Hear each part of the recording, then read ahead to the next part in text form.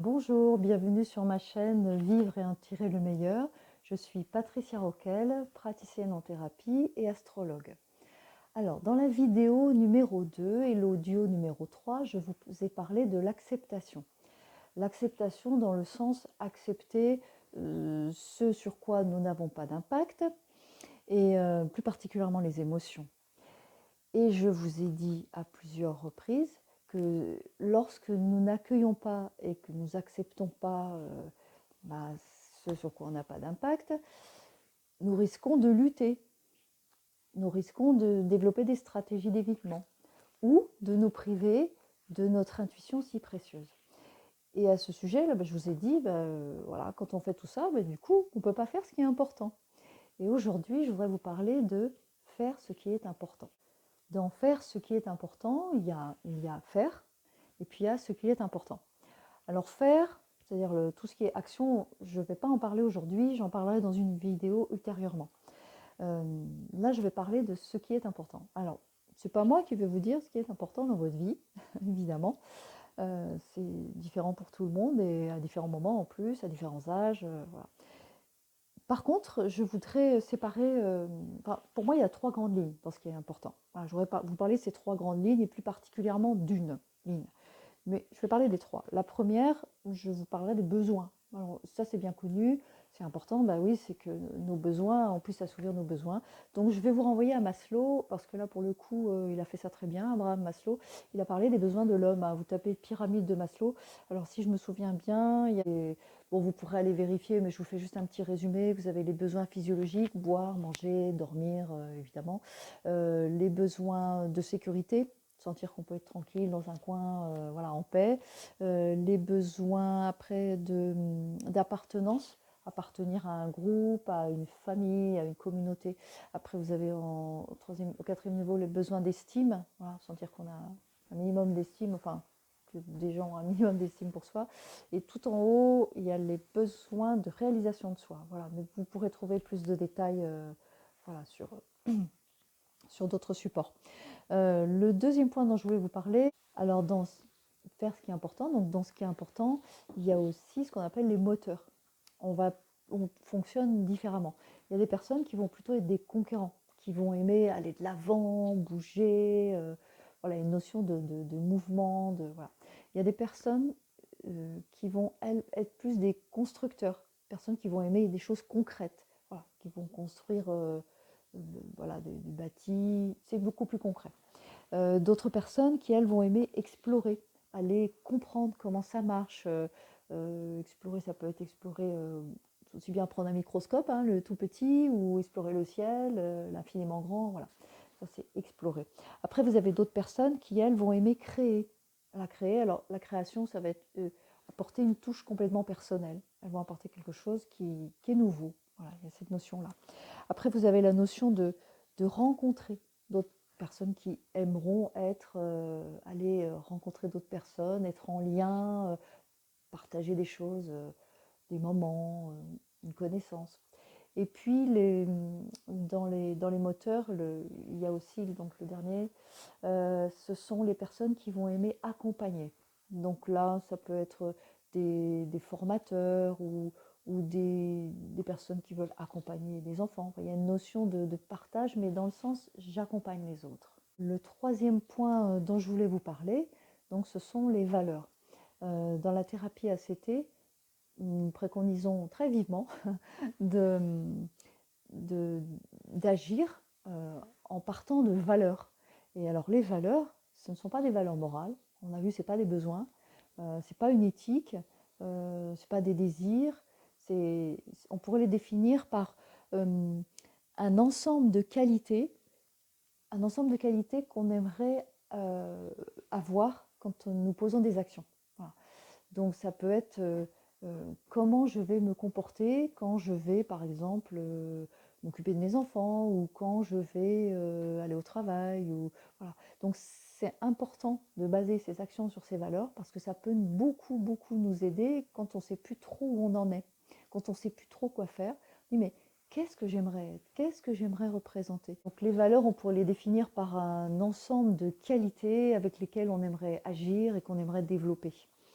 Que l'on soit conquérant, un créateur ou un accompagnant, euh, par exemple, quelle mère j'aimerais être, quelle amie j'aimerais être. Est-ce que j'aimerais être une amie attentive? Est-ce que j'aimerais être une amie, je ne sais pas moi, gentille? Est-ce que j'aimerais être une sœur à l'écoute ou peut-être combattante? Voilà. Donc les valeurs, on peut les définir comme ça. Alors c'est intéressant de poser des actions sur des valeurs parce que, bah, par exemple, quand on ne sait plus trop où on en est, ça permet de regarder à l'intérieur de soi. Voilà, qu'est-ce que je veux représenter, quoi. Bon, je ne sais plus trop où j'en suis, mais bon, bah, ça va. J'ai envie d'être quelqu'un de courageux, par exemple, ou j'ai envie d'éclaircir ma pensée. Donc voilà, je vais travailler là-dessus. On peut aller chercher à l'intérieur de soi. C'est intéressant aussi pour accueillir ce qui est ce qu'on a du mal à accepter. Donc si on veut accueillir bah, une grande souffrance, bon, je veux être patiente, ou encore une fois, je vous dis courageuse, mais il y a plein d'autres valeurs qu'on peut développer. Je veux apprendre, par exemple, bon, qu'est-ce que je peux apprendre de cet échec? Voilà. Et puis ça peut permettre aussi bah, ça donne un sens à la vie, beaucoup plus que si on passe sa vie sur un objectif, qu'on n'a pas réussi l'objectif, qu'est-ce qui reste? Voilà. Et justement, si on parle d'objectifs, si on base un objectif sur une valeur, par exemple, j'ai l'objectif bah, de me marier, d'avoir des enfants, mais ça c'est un objectif, se marier, d'avoir des enfants. Mais la valeur, ça va être quoi? Ça va être bah, de partager les valeurs, évidemment, il y en a plusieurs. Ça va être de partager de l'affection, d'apporter de l'amour à mes enfants, de les aider à grandir, de leur montrer la vie, de partager de l'amour avec mon mari. Voilà, il vaut mieux que le mariage, qui est un objectif, soit basé sur des valeurs. Et justement, le comportement le plus puissant que l'on peut avoir face, bah, ça peut être aux vicissitudes de la vie, ou face à nos objectifs, ou face à nos désirs, bah, c'est justement de rester connecté à qu'est-ce qui est important à l'intérieur de nous, qu'est-ce qu'on veut représenter, qui on veut être. Pour bien gérer nos valeurs, donc ce qui est important pour nous, il y a 5 critères à connaître. Le premier, c'est que les valeurs, c'est maintenant, tout de suite maintenant, là, qu'on les contacte, c'est à l'instant présent. Par exemple, j'ai la valeur d'essayer de bien transmettre le message sur les valeurs et puis le fait de poser des actions sur quoi on les pose. Voilà. Le deuxième, c'est on n'a pas à se justifier. Hein. Si vous êtes une personne plutôt rigoureuse, bah, c'est comme ça, ou plutôt souple, bah, c'est comme ça. Voilà. C'est important de les hiérarchiser. Bah, parce que si par exemple vous êtes une personne qui est en train de s'occuper de son bébé, bah, à ce moment-là, ça va être, va être dans le fait de donner de l'amour à son enfant. Elle ne va pas être en train d'aller au travail, de faire le ménage ou d'aller se promener. Là, elle va être plus centrée là-dessus. Donc, il faut hiérarchiser. Et en plus, on les hiérarchise euh, au moment présent, on va dire, mais aussi dans notre vie. Une personne qui a 20 ans ne va pas avoir les mêmes valeurs qu'une personne qui va être plus âgée. C'est très subjectif ce que je dis, mais l'exemple par exemple que je peux vous donner, c'est un jeune va avoir une tendance à vouloir être plus dynamique, plus performant, qu'une personne plus mûre va vouloir être peut-être plus dans une forme de sagesse, de compréhension, d'écoute. C'est, attention, toute proportion gardée, ça ne veut pas dire, mais c'est une tendance quand même. Après, c'est important de rester souple avec nos valeurs. Je vais reprendre l'exemple d'une personne rigoureuse. Si elle aime la rigueur et qu'elle se trouve, je ne sais pas, en train de faire la fête ou avec ses enfants, si elle est trop rigoureuse, bon, c'est bien d'être rigoureux, mais si elle l'est trop, ça ne va pas aller. Donc il faut être un petit peu souple avec cette valeur, oui, par exemple. Et les valeurs, on les choisit librement. Hein. On n'est pas obligé de prendre les valeurs de papa, maman, toute la famille ou la société. On peut très bien avoir des valeurs bien différentes. Et le dernier point que je voulais évoquer avec vous sur les valeurs, c'est comment clarifier ces valeurs. Euh, bah, qui je voudrais être, qu'est-ce que je voudrais représenter, c'est pas toujours évident. Donc il y a des petites choses, enfin des petits exercices que vous pouvez faire. Vous pouvez par exemple vous imaginer si vous étiez très riche, qu'est-ce que vous feriez? Vous allez tout de suite voir là ce que vous feriez. Bon, et comment vous le feriez? Est-ce que vous seriez généreux? Est-ce que vous seriez plus à développer quelque chose qui est pour vous? Est-ce que vous voudriez aller à la rencontre des autres et offrir, partager? Et voilà. Alors qu'est-ce qu'on peut trouver aussi? Oui, on peut s'imaginer, voilà, c'est votre anniversaire, vous avez par exemple 90 ans, et puis il y a tout, plein de personnes qui sont venues à votre anniversaire, et puis là, il y a votre petit-fils qui fait un discours. Qu'est-ce qu'il dirait de vous? Qu'est-ce que vous aimeriez qu'il dise de vous? Est-ce que vous avez été courageux, que vous avez été un homme généreux ou une femme, que vous avez été joyeux? Voilà, il y a des petites approches comme ça qu'on peut faire qui permettent un peu d'éclaircir. On peut en trouver d'autres un petit peu plus. Qu'est-ce que vous voudriez qui soit marqué sur votre épitaphe? Voilà. Voilà, il est possible aussi de regarder nos peurs, parce que derrière les peurs, il y a un désir.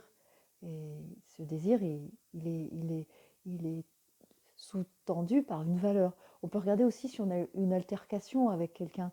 On n'était pas d'accord, on s'est disputé, et, euh, et l'autre, on s'imagine que bah, il a une vision de nous. Qu'est-ce que ça a touché? Qu'est-ce qu'il y avait? Il y avait quelque chose d'important là. On s'est trompé, on s'est fait engueuler parce qu'on s'est trompé. Et puis, alors que c'était important justement de ne pas se tromper, de bien faire. C'était sous-tendu en fait par une valeur. Et ça vous donne une piste encore là. Euh, on peut le voir aussi d'une façon plus agréable. Vous pouvez avoir des souvenirs avec des belles émotions. Et, qu'est-ce qu'il y avait? C'était quoi ces souvenirs? Pourquoi vous étiez si heureux à ce moment-là? Il y avait quelque chose qui était important.